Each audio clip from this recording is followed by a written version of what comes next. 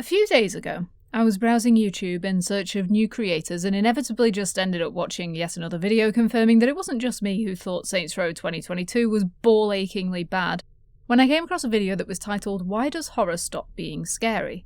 For the life of me, I don't remember whose video it was, so I'm sorry if it was you, but it prompted me to think about the nature of horror and how the problem of diminishing returns can really be solved. The answer to the question for people like me, who basically inhale horror games, is because the more you experience it, the less impactful it is. I said this way back in my Outlast 2 review, but the problem with death in horror games is that repeatedly running through the same section over and over eventually just results in frustration rather than feelings of dread or terror. Alternatively, there's no real reason to be worried about dying if all that happens is that you just pop back to life 5 minutes away from where you were and get to try again. Very few games really make death feel like it matters in the grand scheme of things, horror or otherwise. The Souls games do this well. Amnesia Rebirth has a great little in-game mechanic with regards to death and why it should be a concern, and roguelikes and roguelites centre their entire being around you dying a bunch. But when it comes to horror, death is just a thing to avoid because it leads to irritation rather than distress. With all that being said, I completely understand why Song of Horror added a difficulty mode that removes its permadeath mechanic, and it's not just because the game was too hard with it. It's because there were way too many random moments of complete bollocks that could kill the player without them having any conceivable way to predict and prevent it. But let's go back to the way that horror diminishes over time the more you play it. Returning to Song of Horror recently, I'm strongly reminded of Eternal Darkness, one of my favourite games of all time, in the way that it handles its scares. A strong, oppressive atmosphere flavoured by randomised scares, although Eternal Darkness also benefited from its excellent sanity meter system and fourth wall breaks, whereas Song of Horror switches up various events based on an invisible fear meter, the character's stats, and the player's actions. This was my third time playing Song of Horror, and I continued to see things I'd never seen before, many of which were genuinely off-putting and creepy. Even now, with around 35 hours in the game across 2 platforms, I find the atmosphere to be extraordinarily well done.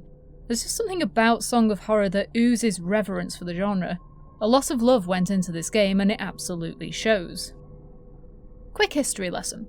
Song of Horror began life as a twinkle in the eye of 4 chaps in a small studio in Madrid. Many of them were working multiple jobs, completing degrees, and pouring their life savings into this project when the decision was made to attempt a Kickstarter campaign. Originally created in June 2015, the Song of Horror campaign aimed for just under £66,000 or €75,000, but fell far short of its goal, gathering just under £17,000 before time ran out on the 3rd of July. Not to be deterred by their failures, the team regrouped and brought back their Kickstarter campaign on the 29th of October 2015 for a significantly lower sum of $43,000 or €50,000. It did far better this time, but still failed to meet its goal, only amassing $31,000 before the Kickstarter ended on the 10th of December 2015.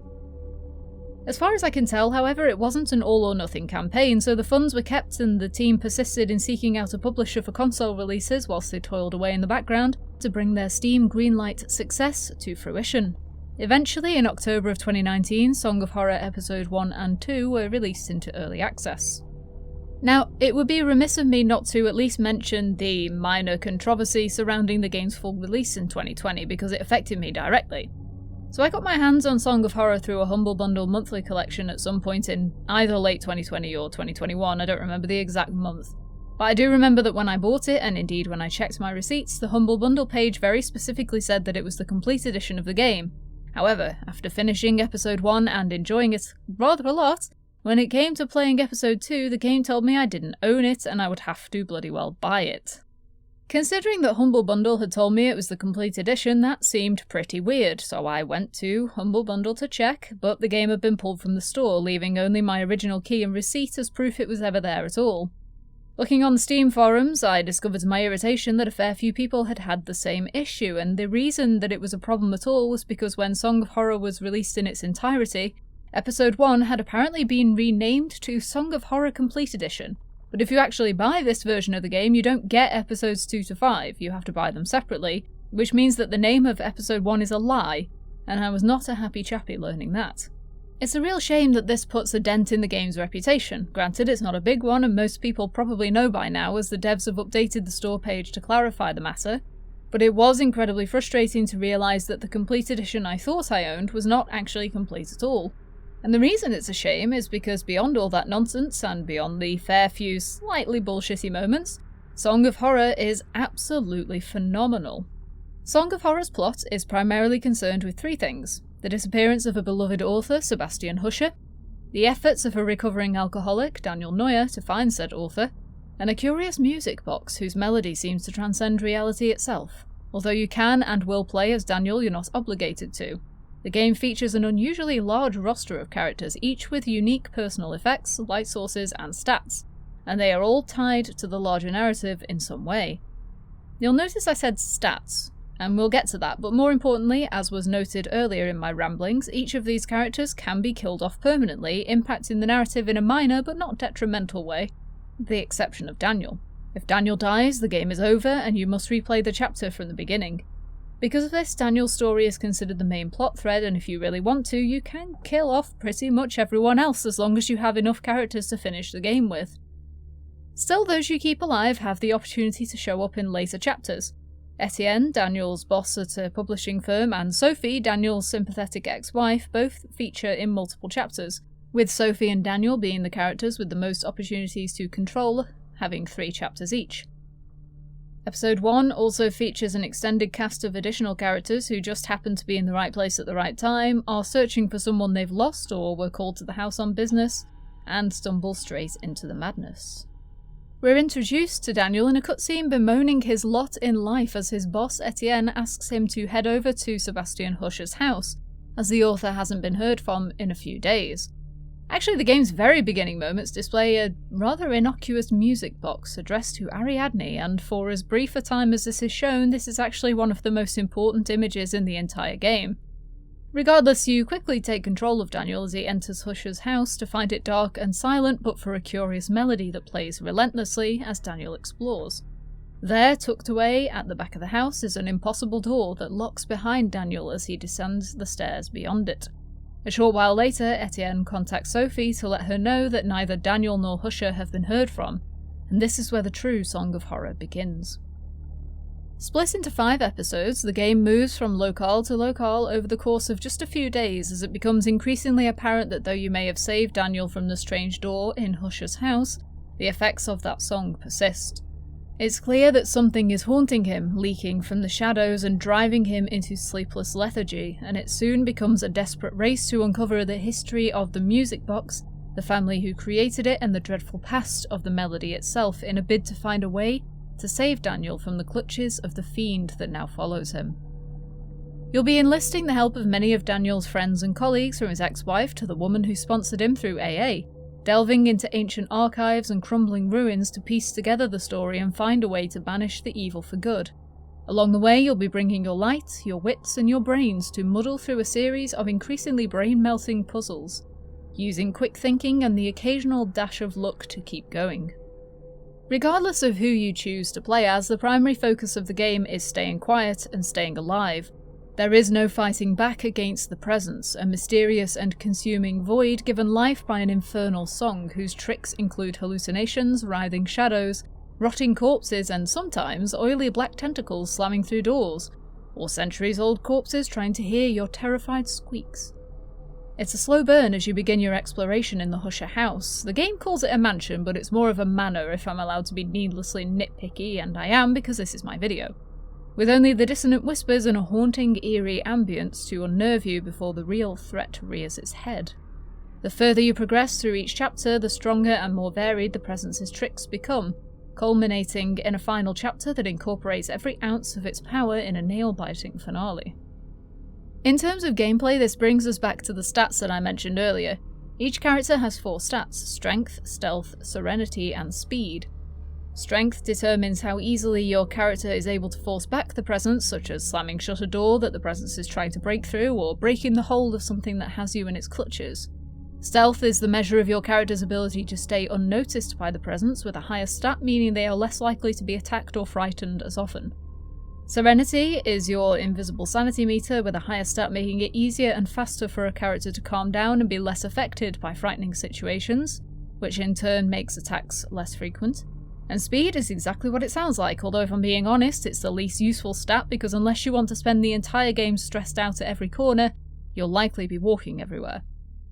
The stats might seem like they're unimportant faff, but given how many of the QTEs are instant deaths if you fail them, it's easy to see why they might actually come in handy. Balancing them, choosing stealth over serenity for example, is a game in and of itself, and whilst on lower difficulties the effects are negligible, you will absolutely want to be fast and quiet on the absurdly tough HP Lovecraft difficulty mode. So yes, QTEs are a staple of the game. Depending on your difficulty level and the aforementioned stats, how often you see them will vary, but there are 4 primary variations on the if you mess up you die QTEs, and one that isn't really a QTE but still falls into the same basic category. It's more of a mini-game. There's the Silence, the Requiem, the Abyss, the Door, and the Darkness. The Door is your first quote-unquote minigame and is fairly simple. You mash the on-screen button prompt to hold back the presence as it pushes through an opening doorway, and you press a shoulder button or your keyboard equivalent when it pops up on screen to forcibly shove the door back until you manage to close it. The Darkness, also introduced in Chapter 1, is a race for survival. The walls turn black and mouldy and you must hurry to find a place to hide before you are consumed. Once hidden, you must regulate your heartbeat by pressing the shoulder buttons in time to the beat, which will vary depending on certain factors, such as your character's serenity stat or whether the game is feeling like making you sit there for an extra 10 seconds.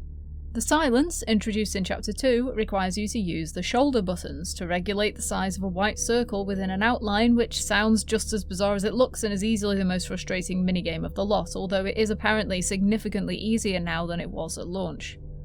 The Abyss, introduced in Chapter 3, sees you grabbed by inky black corpses and you must mash the on-screen prompts to escape as quickly as possible before you are dragged down with them. The final minigame, the not quite QTE, is the Requiem, and it is introduced in Chapter 4, wherein you must hold up a mirror and focus a beam of light to destroy betentacled creatures before they can snatch you up. I have apparently been extremely lucky because I've never seen the Requiem in Chapter 5, but it can happen. Since the various QTEs are introduced one at a time throughout the chapters, the amount and variety that you'll face increases with each chapter, meaning that by the time you reach Chapter 5, you'll need to be alert to every and all possibility of what might be waiting for you at any moment. The tension this causes and the sudden horrific stress of wondering whether the handprints on the wall are one of the minigames come to horrify you or just a random moment of fuckery are magnificent. Walking through a door that you've been through several times, only to be suddenly greeted by a faceless monstrosity, is often perfectly primed to capitalise on the peak of a long period of time spent exploring alone, where the atmosphere and stillness has drawn you into a false sense of security. As long as you're sensible with your movements and keep your wits about you, it never feels overwhelming. With that being said, the Silence minigame in particular is notable for having been patched to be considerably easier than it was to begin with, as I mentioned before. It was apparently the cause of a great deal of frustration for many players. These days you can easily surpass it by keeping one shoulder button pressed down while the other manages the size of the circle, but prior to this the game's explanation of exactly how this minigame worked was poor enough that it demanded a fix. Tweaks have certainly been made to each of the QTEs. The hiding mechanic has apparently been shortened compared to its original state. But the Silence is certainly the easiest one that can still be messed up even if you're doing everything right. Particularly on consoles where the size of the HUD and the reticle is so small that it's extremely difficult to tell if you've positioned the circle correctly, it's likely that the Silence will be the primary cause of deaths that aren't related to the game's random bullshit. With that talk of stats and difficulty, let's go over the game's primary concern, permadeath. At launch, Song of Horror featured just one difficulty option with no ability to disable permadeath, and whilst this might not bother many people, it doesn't particularly bother me, it was certainly a source of contention when coupled with some of the convoluted and frustrating ways you can die throughout the game. These days, Song of Horror features 4 difficulty modes: ETA Hoffman, the easiest difficulty and the only mode that does not have permadeath; MR James, the lowest difficulty that retains permadeath; Edgar Allan Poe, the game's default difficulty and the one it recommends you play the game with; and HP Lovecraft, the hardest mode that is unlocked after beating the game on anything other than ETA Hoffman. Many of the game's achievements are locked behind playing on one of the permadeath modes, such as individual character achievements for each chapter, so if that's something you care about and permadeath is a frustration for you, this is a game where you will want a guide handy if you don't want to lose someone to something you couldn't have foreseen. The inclusion of permadeath in and of itself is not a bad thing. Like I said at the start of the video, death in horror games is so often made meaningless that when it does suddenly matter, it's a true breath of fresh air. What's unfortunate about this choice, and what I imagine is the main reason why people demanded a non-permadeath mode, is the fact that there are many aspects of Song of Horror's design that seem deliberately intended to kill you for no reason other than to force death to have meaning, which is completely antithetical to the point. For the earliest example of this, there is a room in Husher's Manor that has a sink in it you can examine. When you examine it the first time, the game tells you that the water is dark and impossible to see through before replacing the generic interaction icon with a question mark. Now, the game has many other moments where it will show a question mark as an interaction icon, oftentimes to indicate something that is potentially dangerous. Something sat just out of reach behind a partially open door, for example, or a folder lying on the seat of a car that you can reach through the open window to grab. Most of the time these are just there to fake you out, to make you consider if you need the item, if it's really worth it. But sometimes the game just kills you, like the sink in Chapter 1, or the mirror in Chapter 2. Of course, if you do die and you're not playing as Daniel, you can just pick someone else and carry on. The game doesn't force you to begin again. You can go back to where your previous character died as a new person and pick up their belongings, continuing from wherever it was that you left off. But it's the principle of the matter that's the problem, not the mechanic itself. I don't mind if Etienne pops it because of something stupid that I did, but being killed by a sink or shot by the ghost of my dead policeman character is a little bit out there in terms of what I can realistically do to avoid it. When the death is something the player could have reasonably foreseen, this isn't a problem, but if it's something you have no conceivable way of knowing will happen, all it does is make the game come across as a bit of a twat. Quite possibly the worst example of this happens in Chapter 3, where you require a specific item in order to prevent an otherwise guaranteed death. The item that you need is hidden behind a question mark interaction which will not kill you, though you have no way of knowing that. If you don't pick up the item, you can't go back for it, and the character you're playing as is doomed to a rather hideous death. In the same chapter, there is also an excessively obnoxious puzzle involving cameras and their positioning in a library that you must memorise in order to walk between a series of shelves and not get grabbed by angry invisible corpses. And I'm gonna be honest, I always keep a map to hand when I do this bit because trying to align the camera views to the restricted perspective you have of the library is a nightmare that I do not have time for. I realise that so far it feels as if I've just ragged on this game rather a lot, considering that I flat out stated that I loved it. And that's because I honestly feel that the best parts of Song of Horror greatly outweigh the worst. Whilst aspects of the game's design absolutely err on the side of gigantic troll at times, much of what makes Song of Horror so fascinating and what redeems its negative qualities to me are threefold: the atmosphere, the ambience, and the story.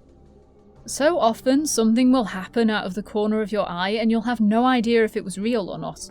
You'll walk past something that you'll swear wasn't there a moment ago. You'll walk into a room and suddenly be greeted by a vision of the past. Skeletal monks hunched over desks who abruptly turn to glare at you when you disturb them. I don't really want to go too far into discussing the variety of ways in which the game can and will mess with you, because in all honesty there are so many that are worth far more to experience than just chatting about them. But trust me when I say that they are very much worth the effort. The decision to set the game in the 90s means that, being on the cusp of a technological revolution, we have just enough machinery to hand to trivialise some aspects of the story: archival newspapers, telephone directories, CCTV. But no mobile phones, no digital cameras, no portable internet. The turn of the century is the perfect time to set a game like this. I wasn't planning on trying to TikTok the presents, though I'm sure it would go down a storm.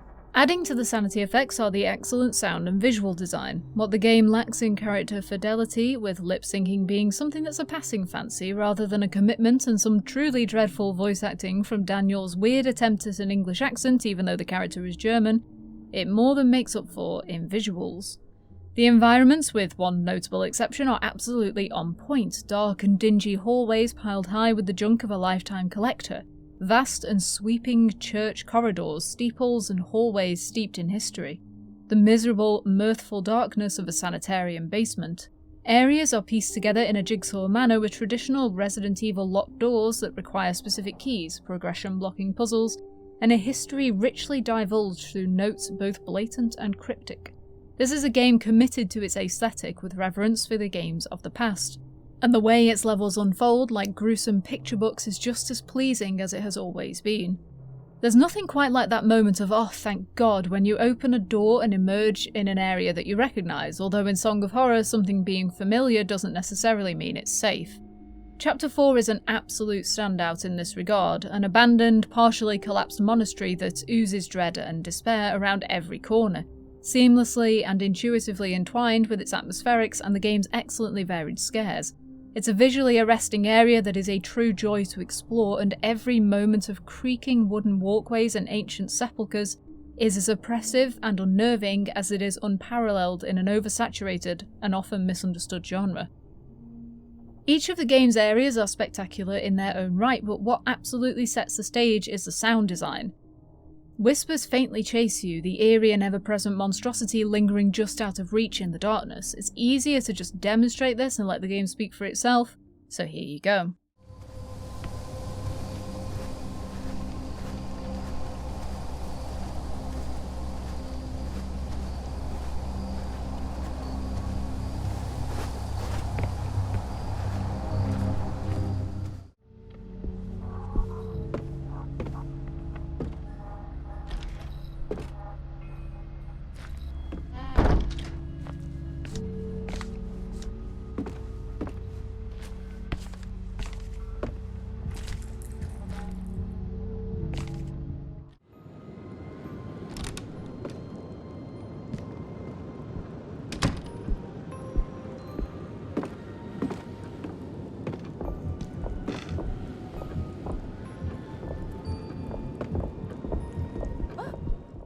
When it all comes together, it does so with spectacular abandon, culminating in moments like the climax of Chapter 2, which is so unbelievably stressful that it is the closest I've come to being truly scared in a long time.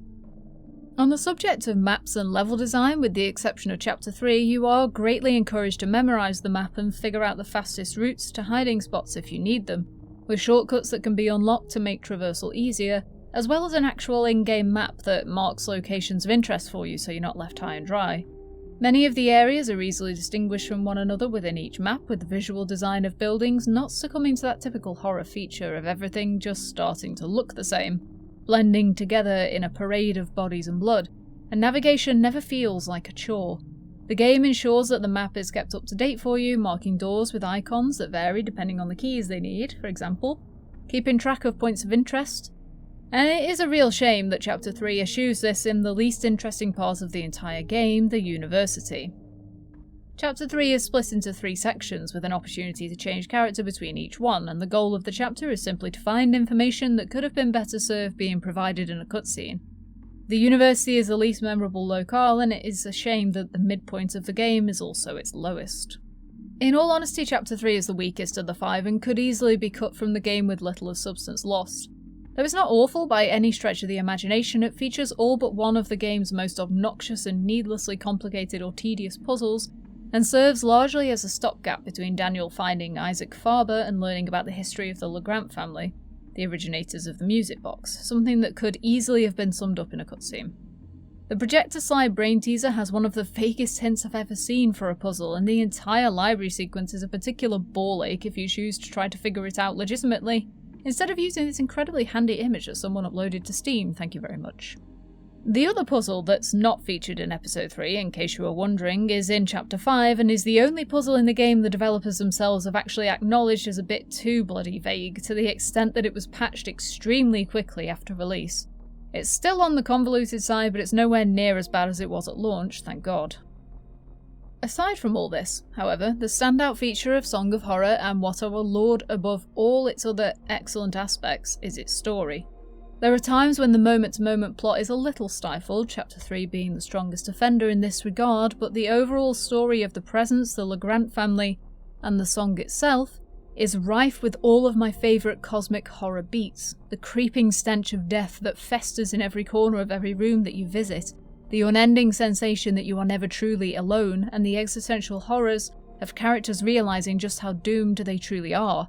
There are many layers to Song of Horror that are a joy to uncover, not just in watching Daniel slowly descend into maddening desperation as he tries to save himself from the Presence, but the mystery of the creature itself as you trawl through the history of the LeGrand family, whose patriarch is solely responsible for reintroducing the song back into the world through the creation of the entirely inauspicious music box for Ariadne. In turn, Daniel must track down Ariadne to beg her to help him save himself, all the while discovering the fates of all those who heard the song before him. Whilst Daniel is the only character of the playable cast who has actively heard the song and so is tangled in its web directly, the remaining characters are never safe, as the Presence's machinations will stop at nothing to bring Daniel into its fold. The more you discover, the more harrowing and haunting the game becomes, and the clearer it seems that Daniel's days are numbered. Discovering the cyclical and endless nature of the Presence and its place outside of time is one of the more fascinating parts of Song of Horror, particularly as the game draws closer to its conclusion and presents you with the tragic history of the Legrand family and those who came too close to them.